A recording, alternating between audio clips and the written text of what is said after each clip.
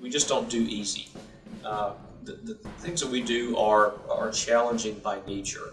Each Corps Chief wants to contribute, make that contribution to giving people even more responsibility, more capability to have a bigger impact on a system that affects 3 million people and their dependents.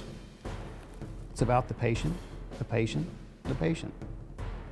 You got to take care of the patient first, then take care of your own men.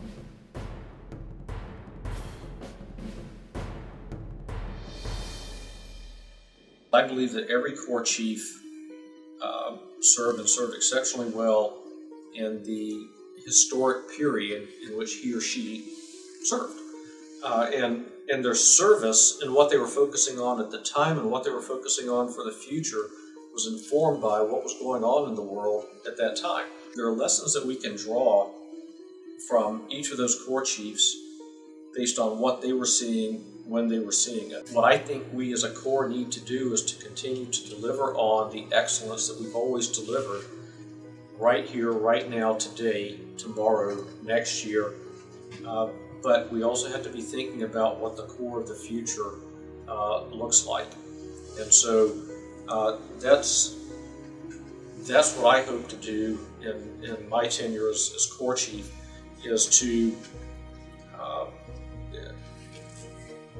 bring about a collective understanding of the environment in which we work and how that's going to impact us as a Corps in the future. You know, the problems that Colonel Meigs has as a Corps Chief were not the same as General Lewis had, or the same that General Miller had, or the same that I was going to have. So it was situational, you know. And so what I wanted to do right away is I felt that we were getting away from the basics, and that we were not becoming experts in what we needed to be experts in. Because the only way that a clinic or a hospital, in my opinion, runs well is if a good administrator puts the patient in the room with the provider, with the medical record, with all the medical equipment and supplies necessary in a good, safe environment. You know, that's what administrators or MSCs do. They do all of those things so that the provider has the encounter with the patient, has everything he or she needs. And I said, let's make sure we're doing that. And so that was my focus, is trying to get the provider and the patient together as much as possible. What I struggled with the most was the tension between the corps. It just going into an MTF, 30-bed facility, and working with physicians and nurses and BSCs and technicians and first sergeants, I was amazed at the inability sometimes of the individuals to come together and appreciate what others brought to the table. It just seemed the nurses were the nurses, the MSCs were the MSCs, and the docs were the docs. So I think that was absolutely my first struggle and what I consider to be a barrier to teamwork, which was very, very important to me, is to work together as a team. So that one sticks with me to this day. I think over time we've gotten over that. I think the root cause was really the system, and the fact that the system limited opportunities for all the corps but physicians, and that became very difficult for folks to work together. There's also the commercial side of the business, which I won't get into, but that was probably my biggest struggle. Unfortunately, when I came in, there were only 40 females in the Corps, period. So for us, it was a little difficult. We had to balance being a female in the military as well as in healthcare administration. I think it was just a matter of being at the table when there were staff meetings. For instance, at the Surgeon General's office, he would normally have a daily how goes it meeting. And General Monty Miller had his physician, he had his dentist, he had a variety of other key members, Director of Plans and Hospitalization, a lot of those folks together. And when I first arrived on staff, I learned that as the commander of the Air Force Office of Medical Support here at Brooks, a major supply administrative support to the health medical service, that I was not invited to those evening meetings. And so I made it known through the Deputy Surgeon General that I thought I had something to offer and that I would like to be present at those meetings. And of course that was accepted. But it's at those kind of meetings that you can have this interaction and dialogue with all of the different corps, so that you have that ability to communicate with them as to what you're doing and learn what they're doing, and that together you can deliver a better service to the end product, and that's the patient. Air Force values you as a person more than they value the bottom line.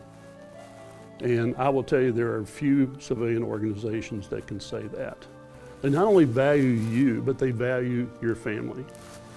And they give you responsibility far beyond what you would get in most civilian organizations as soon as you come out of officer training. The job that you're going into is far greater than the job that you would be given straight out of graduate school in most civilian corporations.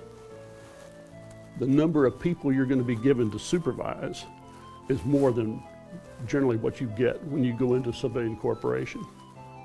The comforting thing is those people that you're going to supervise have oftentimes more than 20 years of experience. Some of them have more experience than you've been alive.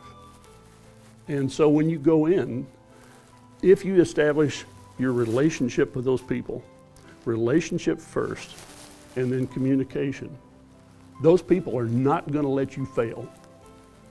So when you come right out of graduate school or college or whatever it is, you're going to go into the Air Force a success if you establish those relationships and communicate effectively. That was important, that the MSCs be in the same position, that they love what they do, they have the energy to get involved in this, and all those blocks that you build through this strategic planning business, which was not my forte, but I went with the game because that's what you're supposed to do. Sure. This guy, Carlisle Harrison, was a personnel guy. He knew all the games that they played for promotional opportunities. So I utilized him in front of people to talk about what you need to pay attention to in your OER, your PME, your advanced degrees. All these kinds of things fit together, and that's what the Corps Chief's Office is about. But you have to remember that you're in the Air Force, the operative term in. You're not just an MSC. Correct. You're an officer in the United States Air Force, and what you do goes beyond the bricks and the mortar.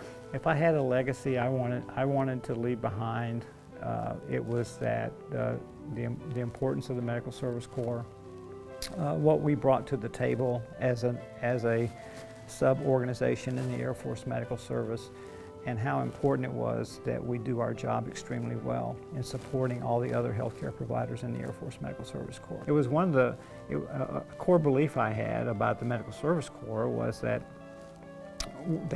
is a core competency for us.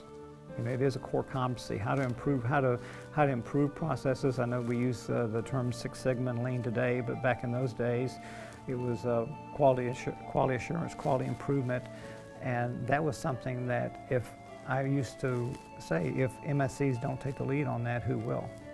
And so that's why I thought it was important as a core competency for MSC officers to know how to do that, and especially a critical thinking piece.